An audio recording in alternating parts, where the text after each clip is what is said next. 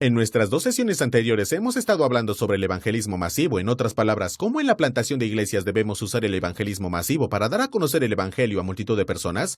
Resumamos un par de cosas. Primero, argumentaría que el evangelismo masivo es un método bíblico para dar a conocer a Jesucristo.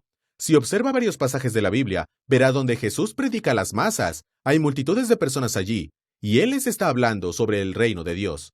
En Hechos 2, justo al comienzo de la iglesia, el nacimiento de la iglesia, Pedro está proclamando el evangelio a cientos, incluso a miles de personas allí.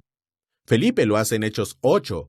Pablo numerosas veces en el libro de Hechos, por ejemplo en Hechos 17, él proclama el evangelio en el mercado, y luego está en el Areópago, donde también está hablando con varias personas sobre el evangelio de Jesucristo. Entonces, es un modelo bíblico que vemos a lo largo de las Escrituras. Jesús lo usó, los apóstoles lo usaron. Pero hay algunas fortalezas con el evangelismo masivo que creo que nos hace considerarlo realmente, ya que estamos pensando en plantar una iglesia en una región determinada. Debemos pensar en cómo podemos hacer esto de manera masiva. Si lo hacemos individualmente, pero ¿cómo podemos darlo a conocer a un gran número de personas al mismo tiempo también? Aquí hay varias fortalezas. Primero, propaga las semillas más rápido, a diferencia de que yo dejé caer una semilla en un corazón. Me permite esparcir la semilla a una variedad de lugares diferentes, y a menudo requiere menos recursos humanos. La cantidad de tiempo que me tomaría visitar a cada persona en la comunidad donde vivimos, tomaría meses poder hacerlo. Pero ahora puedo de manera masiva a través de un sitio de Internet, a través de la distribución del Evangelio y a través de una distribución de literatura llegar a muchas más personas al mismo tiempo. Además, la precisión del mensaje se puede controlar mejor. A menudo tenemos a alguien que quizá no conozca el Evangelio tan bien y esté diciendo algo que no es bíblicamente correcto. En el evangelismo masivo a menudo tenemos un evangelista talentoso que puede proclamar la palabra, que puede escribir algo, que puede presentar algo de una manera gráfica y diseñada de tal forma que realmente apunte a la gente hacia la cruz de Cristo. Además, puede ser algo que llame la atención. Lo supe cuando tuvimos campañas de evangelismo masivo en Japón, porque la iglesia en Japón es muy pequeña. Pero cuando venían estas campañas de evangelismo masivo, los medios de comunicación recopilaban la historia y nos permitió tener un tiempo en el que la gente comenzó a pensar sobre qué era el cristianismo y cuál era el mensaje de esos evangelistas. También puede traer un cierto sentido, solidaridad a las iglesias. Entonces, en la plantación de su iglesia tal vez no sea solo algo que hace su iglesia, tal vez se una a 4 o 5 o 10 o todas las iglesias en una ciudad determinada y hacen algo juntos. Puede traer una cierta unidad y solidaridad a las iglesias al tratar de llegar a las masas. Y también a veces una pequeña comunidad de creyentes puede obtener una voz al usar esto. Tal vez sea un desconocido, pero a través de un sitio web puede llegar a muchas personas diferentes a las que nunca podría llegar personalmente. Por otro lado, hay ciertas debilidades en el evangelismo masivo y debemos ser conscientes de ellas. A menudo las grandes organizaciones son vistas con escepticismo por las personas que podrían decir, oh, ahí está solo otro televangelista. Y esa palabra muchas veces no tiene una connotación muy buena. Promueve este tipo de mentalidad de evangelismo orientada a eventos. Y si no hacemos hincapié en nada más que programas como ese, muchas veces las personas pensarán, bueno, realmente no necesito hacer nada evangelístico. Tendremos una campaña o tendremos un programa en algún momento. Ahí es cuando haremos evangelismo. Y de muchas maneras también promueve esta idea de evangelismo profesional, que solo las personas que tienen talento en esta área, solo las personas a las que se les paga por hacerlo deberían estar haciendo evangelismo. Y queremos evitar esa mentalidad porque, como mencionamos anteriormente, una iglesia saludable emplea los dones de todos en el trabajo de dar a conocer a Cristo. Algunas veces el evangelismo masivo ha luchado por retener a los convertidos. Se tiene una gran campaña evangelística, obtiene muchos hombres y mucha gente toma una decisión. Pero regresa un año después, y muchas veces esas personas no se encuentran en ninguna parte de las iglesias. La última crítica que a menudo escucho es que a veces es difícil regresar a una iglesia normal después de haber asistido a ese espectacular evento. Tal vez ha estado en algunos de esos grandes eventos en los que es emocionante, la música es poderosa, y hay miles de personas allí. Luego vuelves a tu iglesia normal y piensas, oh, ¿eso es todo? Así que hay algunas críticas sobre el evangelismo masivo, pero quiero que realmente consideremos seriamente cómo podríamos usar algo como esto para llegar a un amplio espectro de la audiencia que estamos buscando para dar a conocer el evangelio a través de una metodología evangelística, mediante el uso del evangelismo masivo. ¿No le gustan ciertos métodos? Bueno, entonces piense en formas en que podría usar sus dones. Piense en formas que considere que son las más apropiadas para su audiencia para dar a conocer el evangelio ampliamente.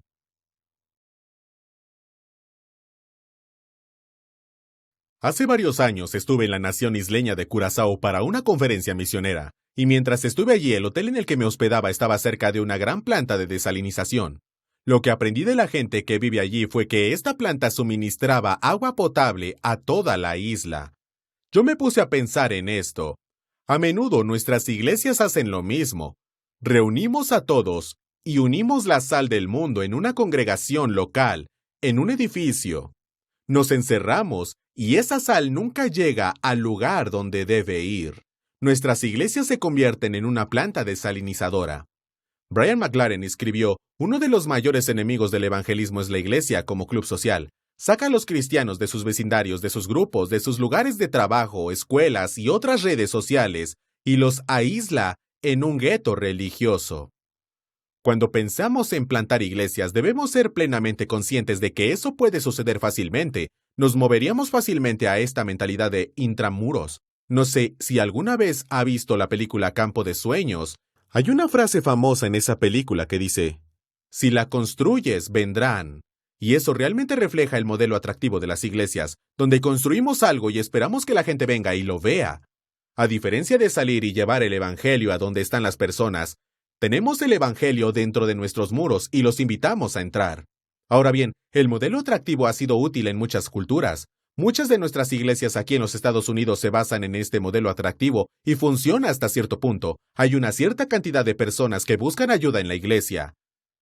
Pero hay literalmente un gran porcentaje de la población que nunca irá a una iglesia en busca de la ayuda que tan desesperadamente necesitan en sus corazones. Y lo que sucede entonces es que desarrollamos este modelo de iglesia atractiva o cristianizada donde esperamos que vengan a ver el espectáculo o que vengan y escuchen el discurso que estamos dando.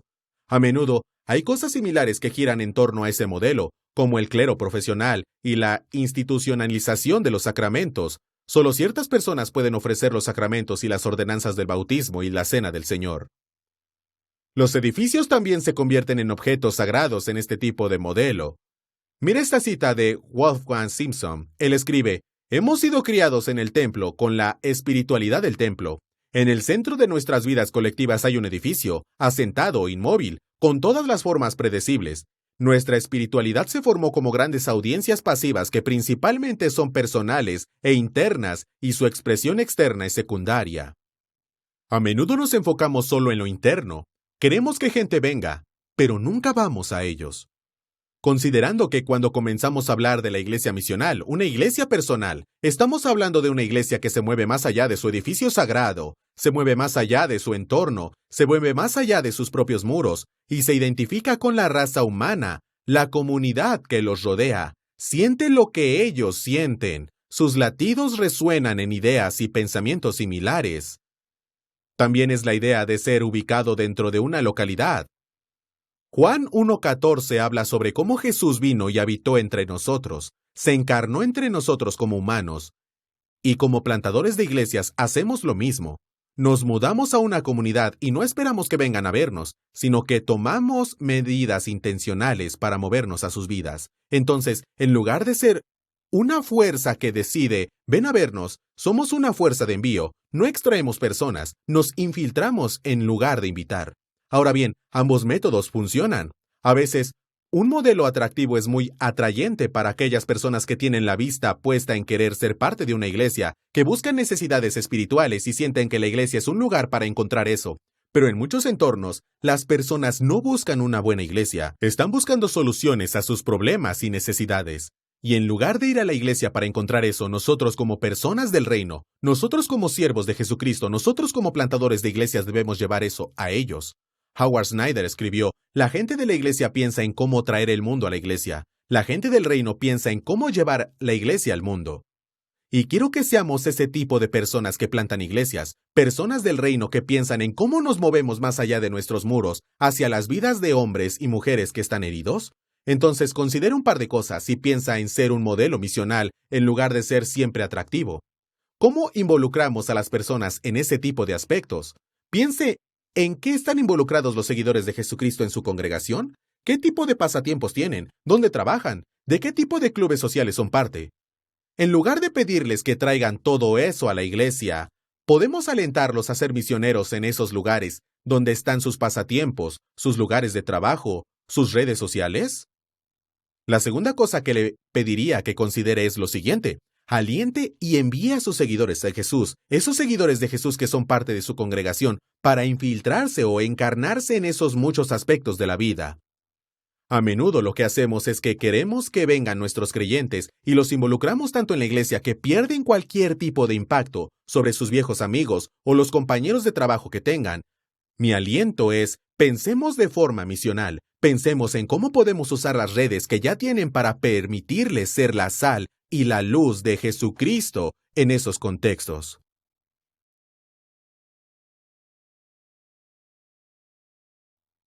En esta sección del curso estamos analizando algunos de los principales problemas que enfrentan los plantadores de iglesias. En la primera sección vimos de forma especial las preocupaciones del evangelismo y discipulado.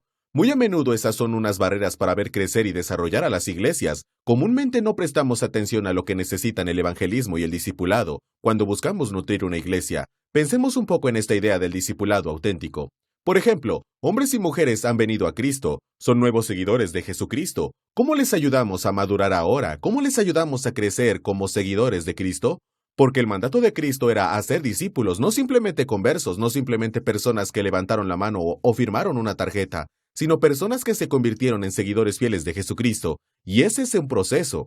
Eso lleva tiempo, entonces hay un par de cosas en las que debemos pensar. ¿Cómo ayudamos a los seguidores maduros de Jesucristo a crecer? Y le animo a pensar, ¿cómo es un seguidor maduro de Jesucristo? Si vamos a definir el discipulado, si tenemos el objetivo de ayudar a las personas a ser más como Cristo y crecer como un seguidor maduro de Él, entonces realmente tenemos que pensar un poco, ¿cómo se vería eso? ¿Qué tipo de cosas habrían? ¿Qué tipo de cosas estarían haciendo? ¿Cómo es un seguidor maduro de Cristo? Aquí hay otra pregunta para considerar. ¿Qué ha sido lo más impactante en tu propia formación espiritual? A medida que ha crecido como seguidor de Cristo, ¿qué cosas en la iglesia o qué otras personas han hecho por usted o dado a su vida que le han ayudado a crecer espiritualmente? Ahora, todos creceremos espiritualmente de maneras muy diferentes según nuestra personalidad, cómo estamos conectados, pero a menudo podemos mirar hacia atrás en nuestra propia trayectoria, podemos mirar hacia atrás en nuestro propio crecimiento y decir, esa persona lo que me enseñó fue influyente, o lo que modelaron para mí, o esa clase que tomé, o esa serie de sermones que escuché. Necesitamos pensar en lo que ha sido más impactante en nuestra propia formación espiritual. A menudo, son las cosas en las que nos hemos pensado mucho y que pueden haber sido las más influyentes en nuestro propio crecimiento espiritual. Lo último que le pediría que considere cuando esté pensando en ayudar a las personas a convertirse en auténticos discípulos es lo siguiente. ¿Cómo ha facilitado la iglesia tu crecimiento espiritual? ¿Cuál es el papel que ha jugado la iglesia? Comúnmente, si no tenemos cuidado, lo que haremos es pensar, bueno, predicamos buenos sermones, tenemos buenos estudios bíblicos, tenemos grupos pequeños. Eso debería ser suficiente para las personas. La realidad es que eso funcionará para algunos. Otros tal vez necesiten un tipo de atención muy diferente para ayudarlos a crecer. Entonces piensen esto. ¿Qué impacto ha tenido la iglesia en mi vida? ¿Cómo ha ayudado a facilitar mi propio crecimiento espiritual? Aquí hay un par de cosas que podemos hacer cuando pensamos en el discipulado auténtico. Tener una definición clara de lo que es el discipulado. Te animo a que vuelvas a la Biblia para reflexionar sobre esto. Lee las epístolas pastorales donde Pablo está animando a las iglesias de esa manera. Lee las cartas de Pablo a algunas iglesias mientras las ayuda a crecer. Recuerde, él plantó esas iglesias. Estos eran nuevos creyentes. Volvería a visitarlos, pero también les envió estas cartas para ayudarlos a crecer como seguidores de Jesucristo. Encontramos entonces una gran cantidad de conocimiento sobre qué es el crecimiento espiritual y qué es un seguidor maduro de Jesucristo en esas epístolas. Entonces, tenga una definición clara de lo que es el discipulado. Tengo eso en mente porque es el objetivo. Y ese es nuestro objetivo, esa es nuestra visión. Debemos ser capaces de articular claramente cómo se verá para que podamos avanzar en esa dirección. Y recuerde esto, un seguidor maduro de Jesucristo no se basa solo en el conocimiento. Pienso que a menudo hemos caído en la tentación de pensar, bueno, solo alimentamos a las personas con mucho conocimiento, hay que enseñarles y darles mucha teología, eso los convertirá en seguidores maduros de Jesucristo. Pero todos conocemos personas que tienen un montón de conocimiento bíblico, pero cuyas vidas no reflejan nada de lo que la Biblia enseña. Entonces no es solo conocimiento, el conocimiento es necesario, necesitan saber, pero también necesitan poder aplicar ese conocimiento.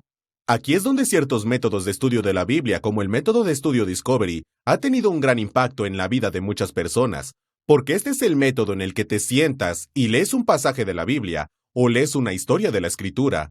Se da cuenta de lo que significa y puede volver a contar esa historia, pero algunos de los pasos importantes de ese método son que se comprometa a vivir esa historia, a representar la enseñanza, a aplicar ese pasaje de la Escritura en la próxima semana, y luego su grupo lo responsabiliza. Muy a menudo, damos buena enseñanza, tenemos grandes sermones, hacemos grandes estudios bíblicos y aprendemos algunas cosas, y luego regresamos la próxima semana y aprendemos un poco más sin poner en práctica lo que aprendimos la semana anterior. Queremos ser personas que apliquen la palabra, que vivan la palabra. Y creo que parte del discipulado auténtico no es solo saber algo, sino vivirlo para que mis acciones, mis actitudes y mis palabras reflejen realmente la Biblia que estoy aprendiendo. Lo último que le animo a hacer es la evaluación honesta. Mire atrás. En las escuelas siempre tenemos exámenes, tenemos esas pruebas porque queremos asegurarnos de que los estudiantes estén aprendiendo. Le animo a que haga lo mismo en el discipulado. Ha enseñado, ha tenido programas, ha hecho que la gente haga una variedad de cosas diferentes para ayudar a crecer. ¿Eso realmente funciona? ¿Eso realmente los está ayudando a madurar como seguidores de Jesucristo? Obtenga retroalimentación honesta para ellos, observe sus vidas, haga una evaluación honesta sobre ¿esto realmente funciona? ¿Esto realmente está logrando lo que queremos que haga? El formato variará según el contexto, según la persona y su personalidad. Puede ser un grupo pequeño, puede ser una situación uno a uno. Es posible que los retiros sean realmente útiles al sacar a las personas de un contexto y ponerlas en un lugar donde están relajadas y fuera de todas sus otras redes sociales, y así tengan la oportunidad de reflexionar realmente sobre Dios. ¿Cuál será ese formato? No lo sé, pero le animo a que piense en la variedad de formas en que puede ayudar a las personas a conectarse con Dios y crecer como seguidores de Jesucristo. Pero la clave es esta. La clave es pensar estratégicamente sobre cómo va a facilitar el desarrollo y la reproducción de los fervientes seguidores de Jesús. Sea intencional al respecto. Y mientras lo hace, lo que veremos es un crecimiento auténtico. Creo que nuestro modelo para esto es Jesucristo. Fue intencional en el crecimiento de sus discípulos. Pasó tiempo con ellos, los desarrolló. Él les enseñó, era un modelo para ellos. Tuvo conversaciones con ellos. Encuentre las formas en las que podemos hacer eso también para los nuevos seguidores de Cristo, a medida que entran en nuestra iglesia, porque nuestro deseo son seguidores maduros. Queremos hacer discípulos que edifiquen la iglesia y permitan que se expanda para la gloria de Dios.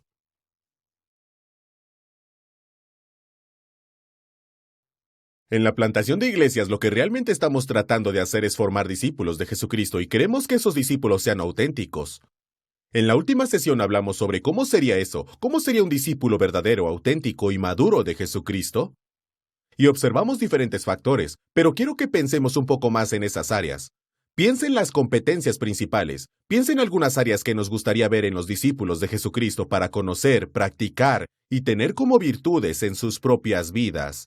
Entonces, un área que encontré muy útil es esta área llamada competencias principales, donde observamos y vemos qué tipo de cosas deberían existir y qué tipo de cosas deberían ser evidentes en la vida de un devoto seguidor de Jesús. Esta lista es una lista adaptada de Christian Life Profile y viene en 3 categorías diferentes, la de conocimiento, prácticas y virtudes. Juntos veamos esto de forma breve. Primero, todo el área del conocimiento. ¿Qué queremos que sepan los discípulos de Jesucristo? Por lo general, esta es un área en la que los evangélicos lo han hecho bastante bien. Nos ha ido bien con la enseñanza a través de folletos, métodos de estudio bíblico en pequeños grupos y a través de nuestros sermones. Les hemos enseñado las doctrinas básicas, pero nos gustaría que entendieran la verdad sobre la Trinidad, salvación por gracia, cómo la Biblia tiene autoridad y es confiable, quién es Dios y su identidad en Cristo, porque muchas personas luchan con quiénes son y queremos que entiendan que están profundamente arraigados en Cristo. ¿De qué se trata la iglesia? No solo en un edificio, sino algunas de las cosas de las que hemos hablado en este curso. Es un organismo vivo donde nos unimos para tener comunión. ¿Cuál es la condición de la humanidad? ¿Cuál debería ser nuestra compasión? El estado eterno y lo que la Biblia enseña sobre lo que sucederá en el futuro. Y luego, la mayordomía. ¿Cómo somos mayordomos de los dones y los recursos que Dios nos ha dado? Ahora bien, estas son probablemente áreas de conocimiento que nos gustaría que supieran. Puede tener su propia lista personal. Es posible que desee sacar algunos de estos y agregar otros, pero hay un conjunto de conocimientos que queremos que sepan los seguidores de Jesucristo, porque a menudo no pueden actuar sobre estas cosas a menos que tengan un conocimiento profundo de ellas. Si no entienden quién es Dios, lo que la Biblia enseña acerca de Dios nuestro Padre, Dios el Espíritu Santo y Jesucristo, no entienden que realmente es difícil dar los siguientes pasos en su caminar con Jesús. Otra área es la de las prácticas. Queremos que sepan ciertas cosas, pero también queremos que hagan esas cosas. Un discípulo es más que alguien que sabe. Un discípulo es alguien que practica lo que sabe. Entonces aquí hay algunas áreas de prácticas que quisiéramos que incorporaran en sus vidas. Por ejemplo, adoración. ¿Qué significa eso? Estamos llamados a adorar a Dios, tanto colectivamente como individualmente. Ayudar a las personas a comprender y ayudarlas a desarrollar esa práctica de adoración personal y colectiva es importante. Oración. Ayudar a las personas a comprender qué es la oración, pero también ser practicantes de la oración. ¿Cómo entienden la Biblia? Dándoles herramientas para ayudarlos a estudiar la Biblia por su cuenta.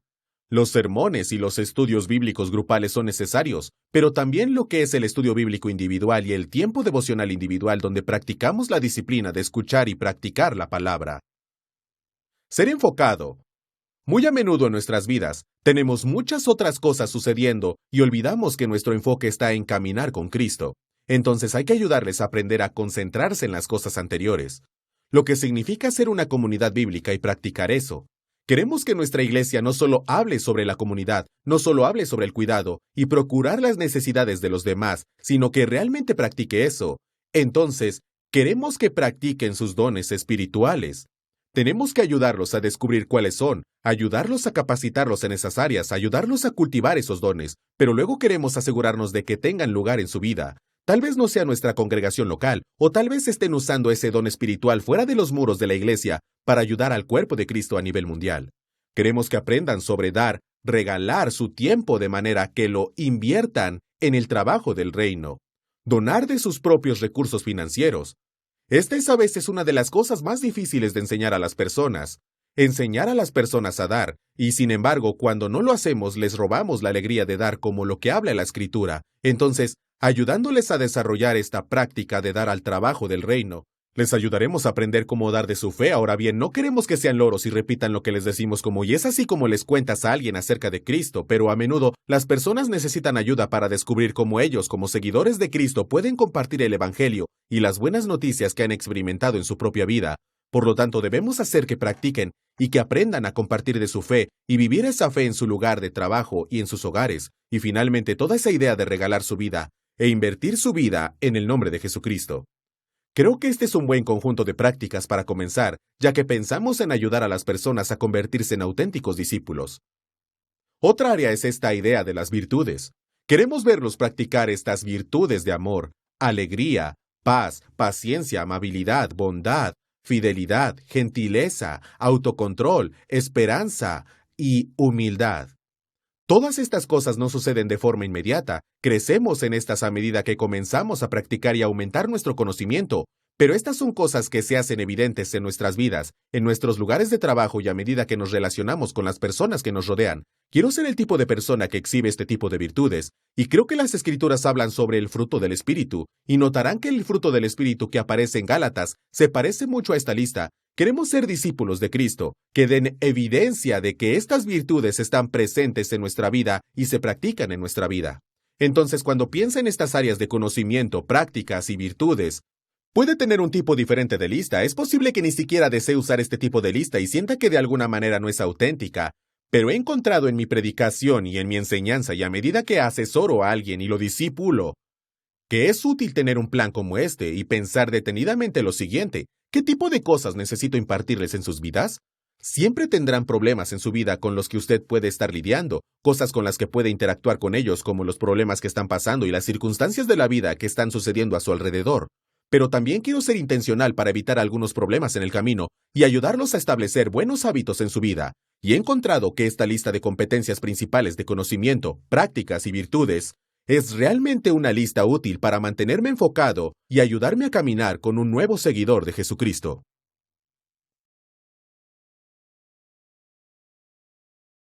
En esta sección del curso estamos viendo una serie de diferentes barreras que a menudo encuentran su camino en el proceso de plantación de iglesias. Primero pasamos un tiempo mirando el discipulado del evangelismo. ¿Con qué frecuencia, debido a todas las otras cosas que están sucediendo, esa parte se descuida? Y así como plantadores de iglesias queremos asegurarnos de que el evangelismo y el discipulado se mantengan a la vanguardia de cómo estamos invirtiendo nuestro tiempo y nuestros esfuerzos. Pero quiero que pasemos a la siguiente sección al mirar el desarrollo del liderazgo. Más adelante analizaremos las finanzas, los sistemas y los problemas que surgen de todas las cosas, pero pensemos un poco sobre el desarrollo del liderazgo. Una vez leí un libro, fue realmente un libro sobre liderazgo. En la portada mostraba un doctor en liderazgo. El curso era corto y solo tenía 2 puntos. Decía, número 1, haz una lista cuidadosa de todas las cosas que te hacen. Nunca se las hagas a otros. Y luego el segundo punto fue, haz otra lista de las cosas que amas e hiciste por ti, y hazlas siempre por los demás. Hay una gran lección de liderazgo allí mismo. Deja de hacer las cosas que odias que la gente te haga, y siempre haz las cosas que te encanta hacer por ti a los demás. Pero hay otros elementos de liderazgo en los que debemos reflexionar. Cuando Ed Stetzer hizo esta encuesta entre los plantadores de iglesias y hablaron sobre temas de liderazgo, la encuesta mostró una serie de resultados significativos. Por ejemplo, uno de ellos era que muchas veces los plantadores de iglesias carecen de experiencia. A menudo son ministros más jóvenes. No han tenido mucha experiencia en dirigir iglesias. Por lo tanto, a veces era la falta de experiencia para dirigir una iglesia o dirigir una organización. Esa era la dificultad. También existían en ocasiones esta sensación de la necesidad de velocidad. En otras palabras, estaban liderando y las cosas iban bien, pero sentían que debían moverse más rápido. Querían ver a más personas venir a Cristo, querían ver crecer la iglesia más rápido. Querían ver que la iglesia se estableciera de una manera más firme, en un plazo más rápido. Esa necesidad de velocidad es a menudo el resultado de nuestro deseo de que nuestros propios egos sean alimentados. A veces solo es el resultado de la naturaleza de nuestra cultura, donde queremos ver las cosas logradas y verlas logradas rápidamente. Pero a menudo, plantar iglesias es un proceso. Es un proceso lento en ciertos lugares. Sé que fui de Japón y que he visto muy poco crecimiento de la iglesia desde que los misioneros protestantes comenzaron a ir por el siglo XIX a un lugar como Bolivia, donde han visto un mayor crecimiento de la iglesia. Es difícil. Y cuando trabajas en un lugar donde siembras y ves muy pocos resultados, muchas veces como líderes, nos impacientamos y queremos que las cosas se hagan más rápido. A veces es un proceso paciente de permitir que Dios haga su trabajo en la vida de las personas. El otro resultado de esta encuesta fue que a menudo era difícil liderar su organización cuando había pocos o ningún otro líder central. Estaba solo en ese sentido. Sentía que no tenía a nadie más en quien confiar, a nadie más en quien delegarle ciertas responsabilidades, porque no había surgido ningún líder. Y en una iglesia plantada joven, esto a menudo será un problema, porque estos son nuevos creyentes. No tienen personas que hayan estado caminando con Cristo durante 15 o 20 o 30 años para que le acompañen en este viaje. A menudo estos son nuevos líderes, y les lleva un tiempo desarrollarse como líderes en la iglesia de Dios. Y luego, finalmente, uno de los resultados fue que la realidad de la reproducción es difícil. No es tan simple como parece, y a veces la plantación de iglesias en medio de todo eso comienza a darse cuenta, wow, hay muchos elementos a los que tengo que darles un poco de consideración. Pablo, cuando le escribe a Timoteo, en su última carta que hemos preservado en las Escrituras escribe, y las cosas que me has escuchado decir en presencia de muchos testigos, confíalo a personas que también estarán calificadas para enseñar a otros. Hubo instrucciones de Pablo a Timoteo, un joven pastor, de asegurarse de que se tomara el tiempo para confiar la verdad que había recibido en la vida y el corazón de otra persona. Es un proceso lento que invierte en nuevos líderes. Lleva mucho tiempo y sin embargo Pablo se dio cuenta de que era necesario. Lo había hecho con el ejemplo. Recuerda el pasaje de Hechos 14 que analizamos anteriormente, donde, antes de abandonar esta iglesia, Pablo y Bernabé nombraron ancianos para ellos en cada iglesia, porque entendió el papel importante que desempeñaba el liderazgo en la salud y el crecimiento de una iglesia local. Así que, aquí, hay una pregunta con la que me gustaría dejarle y puede reflexionar. ¿Qué dejó Pablo? Cuando Pablo plantó una iglesia y luego cuando la dejó, ¿qué tipo de liderazgo, qué tipo de estructura estaba dejando atrás? Y me gustaría animarlos a pensar que, si eso es lo que Pablo estaba haciendo, y él es un modelo para nosotros cuando se trata de plantar iglesias y la iglesia de Jesucristo, entonces, ¿qué deberíamos dejar? ¿Cómo deberíamos desarrollar líderes si seguimos el patrón que el apóstol Pablo usó para nosotros en las Escrituras?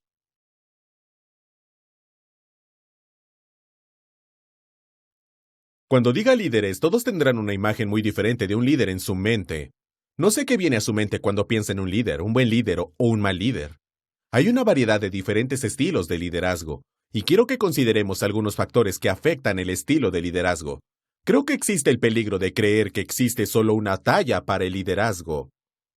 Muy a menudo, dependiendo de nuestra cultura o nuestro estado socioeconómico o las personas que nos han impactado, podemos pensar, bueno, ese es un tipo de líder verdadero, ese es el tipo de líder que todos necesitamos, es el tipo de líder que toda iglesia necesita. Pero eso realmente depende de varios factores, ¿no es así? Por ejemplo, el tamaño del ministerio. Creo que se necesita un tipo de líder muy diferente para pastorear una iglesia de 50 que para pastorear una iglesia de 500.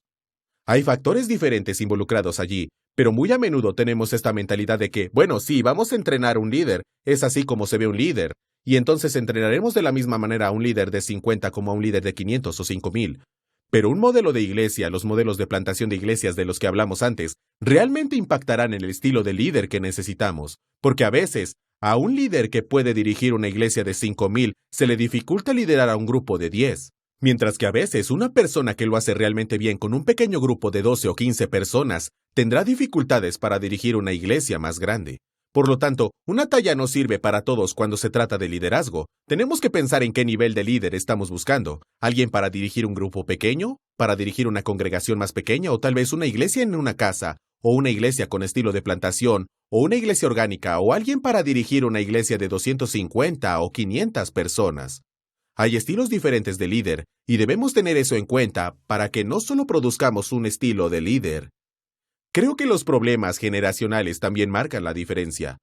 Si observa a los boomers, generación X, y a las diferentes generaciones, la gran generación de la que hablamos de donde provienen muchos héroes de la historia de los Estados Unidos, se dará cuenta de que hay líderes muy diferentes en el camino. Y una generación actual puede no responder de la misma manera que una generación anterior a un líder, simplemente porque ven el liderazgo de una manera muy diferente. Eso también sucede en la cultura. La cultura en la que busca ubicar a este líder marca la diferencia. Algunos de ustedes pueden saber el nombre de Bill Parcells. Durante muchos años fue entrenador de fútbol americano y era conocido por su estilo de entrenar de forma casi enfadado. Se enfrentaría a los jugadores de fútbol, les gritaría y los maldeciría. Algunos de los jugadores dijeron que era difícil porque él era muy duro en sus vidas. Y sin embargo, como hombres adultos, como grandes jugadores de fútbol lo aceptarían. Bueno, eso funcionaría para los jugadores de la NFL. Son jugadores de fútbol, son duros, aprenderán a tomar eso. Pero, ¿se imagina Bill Parcells entrenando a un equipo de fútbol femenino de quinto y sexto grado de primaria en un área suburbana de los Estados Unidos? Si él comienza a gritar y a maldecirles, ¿qué pasaría? Porque es una cultura muy diferente, ¿no es cierto? A veces el liderazgo es muy diferente, dependiendo de la cultura, y veremos algunas de esas diferencias en la próxima sesión. Pero recuerde esto. No piense en una talla única para todos los líderes. Piense, ¿qué es lo que queremos que esta persona lidere?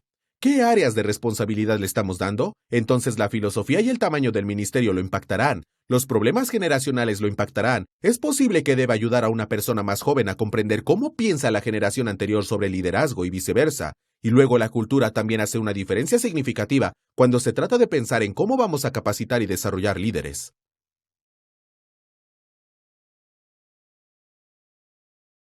En nuestra última sesión le animé a que reflexionara sobre la filosofía y el tamaño del ministerio, los problemas generacionales y las diferencias culturales cuando se trata de capacitar líderes.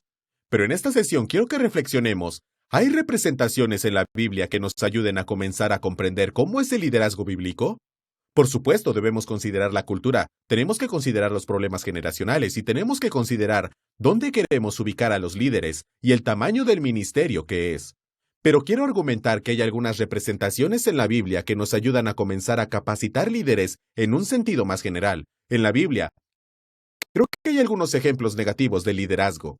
Los vemos a veces en los reyes malvados del Antiguo Testamento, pero en el Nuevo Testamento los vemos en la vida de los fariseos, que a menudo son líderes religiosos que buscan un estado jerárquico. Estaban preocupados por sus posiciones y por asegurarse de que las personas se mantuvieran en línea de la manera que pensaban que era mejor. Pero hay 3 ejemplos positivos mostrados para nosotros en las Escrituras cuando se trata de liderazgo, y quiero que pensemos muy brevemente sobre cada uno de ellos. El primer ejemplo es el de un siervo. Jesucristo lo ejemplificó la noche antes de ser crucificado, cuando tomó la toalla del siervo, se la puso y lavó los pies de los discípulos. A menudo hablamos de liderazgo, pero la verdad del asunto es que realmente deberíamos estar hablando más sobre el servicio. Uno que sirve, otro que apoya a los demás. Y eso es realmente lo que es un líder cuando las escrituras hablan de eso. Jesús lo enfatiza todo el tiempo cuando sus discípulos discutían sobre quién sería el más grande en el reino, y quién se sentaría a la derecha y quién se sentaría a la izquierda. Jesús habla que, si quieres ser el más grande, tiene que ser el servidor de todos. Entonces, en mi propia experiencia y en mi propia vida, descubrí que si queremos entrenar líderes, lo que realmente necesitamos es entrenar servidores, hombres y mujeres, que intervengan y hagan lo que sea necesario para la gloria de Dios, sin preocuparse por el estado que les pueda brindar, sin preocuparse por la gloria que pueda conllevar, sino quienes están dispuestos a servir, quienes están dispuestos a hacer lo que sea necesario para ver el servicio del reino. Entonces, el primer ejemplo que vemos en las Escrituras modelados por Cristo es el de un siervo, alguien que se pone la toalla, que lava los pies de los discípulos, que hace lo que sea necesario. El segundo ejemplo es el de un pastor, uno que alimenta, que nutre, que consuela y exhorta. Hay una gran diferencia entre un pastor y un granjero de ovejas. Un granjero de ovejas simplemente está criando las ovejas para que puedan usarlas, matarlas y obtener comida de ellas de inmediato. Un pastor quiere que una oveja viva mucho tiempo, quiere que la oveja esté sana, quiere cuidarla y alimentarla. Como plantadores de iglesias, no solo somos siervos, no solo queremos sembrar siervos, sino que también queremos sembrar pastores. Personas que juntarán sus ovejas, y cuando se desvíen, irán a buscarlas por su cuenta y a su propio costo. Cuidan de las ovejas que las rodean, las protegen y las reúnen. Eso es realmente lo que queremos cuando buscamos personas que estarán involucradas en el ministerio. ¿Esta persona pastoreará a la gente? ¿Se ocuparán de ellos? ¿Los protegerán y nutrirán? ¿O simplemente los cuidarán por motivos egoístas? El tercer ejemplo que veo en las Escrituras es el de un mayordomo. Alguien que se comporta con integridad, a quien se le confía algo que realmente no es suyo, y lo hace no por el beneficio personal, sino por el bien del reino. Cuando las Escrituras hablan de mayordomos, hablan de alguien a quien se le ha dado algo, tal vez sea dinero, recursos o bienes. En algunos casos le dieron a un niño y se lo dio la responsabilidad de criarlo en nombre de su amo. Ese niño o esos recursos no eran propios, pero usaron esos recursos que se le confiaron en nombre del amo, y como seguidores de Cristo, y como líderes de la Iglesia de Jesucristo, eso es realmente lo que somos. Somos mayordomos. Esta no es mi gente. Estos no son mis seguidores. Estos son seguidores de Jesucristo. Y simplemente estamos llamados a ser mayordomos fieles en nombre de nuestro amo. Y no las usamos entonces para nuestro beneficio personal, para alimentar nuestros egos, para construir nuestros reinos en miniatura. En cambio, los pastoreamos. Les estamos sirviendo. Estamos siendo buenos administradores de ellos para la obra del reino de Dios. Entonces, mientras piensa en desarrollar líderes, le animo a que recuerde estos 3 ejemplos que tenemos en las Escrituras. Siervos. ¿Es la persona que está buscando desarrollar? ¿Exhibe el corazón de un siervo? Si no, ¿cómo podemos impulsarlos y ayudarlos a moverse en esa dirección? ¿Tienen el corazón de un pastor? ¿Están simplemente allí por su propio bien o están realmente preocupados por el crecimiento y la alimentación de los demás? ¿Son buenos administradores de lo que se les ha confiado? A menudo he descubierto que dar a las personas pequeñas responsabilidades exhibirán algunos de estos rasgos. Podrá ver, ¿son mayordomos incluso de la pequeña responsabilidad? ¿Sirven bien? ¿Pastorean bien? Un siervo, un pastor y un mayordomo. Esos son los 3 ejemplos que vemos de un líder bíblico.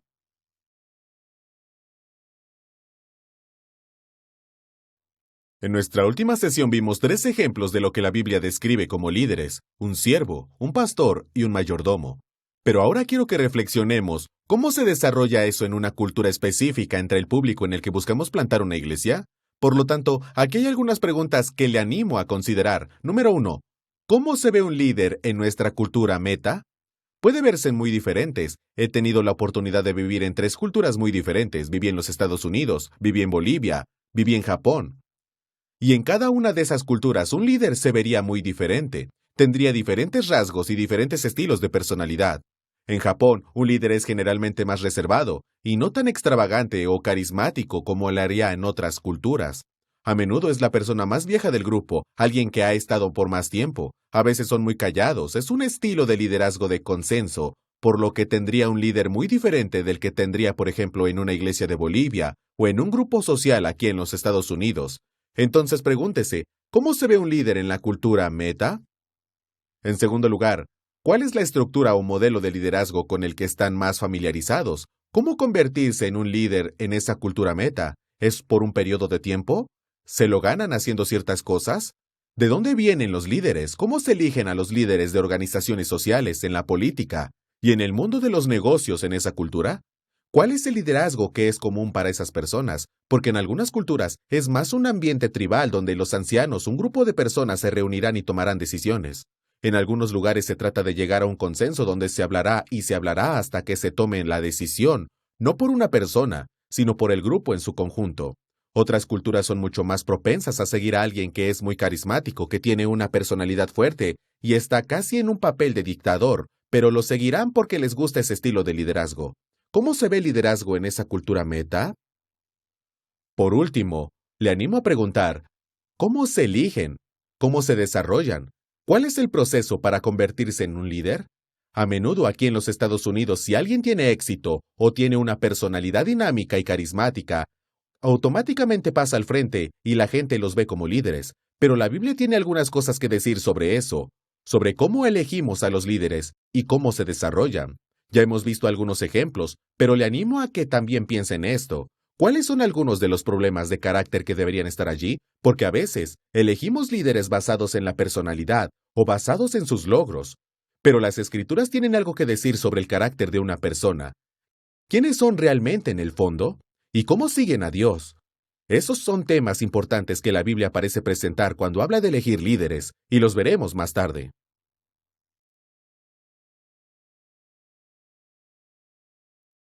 Entonces, ¿cómo es un líder perfecto? ¿Cómo se vería en su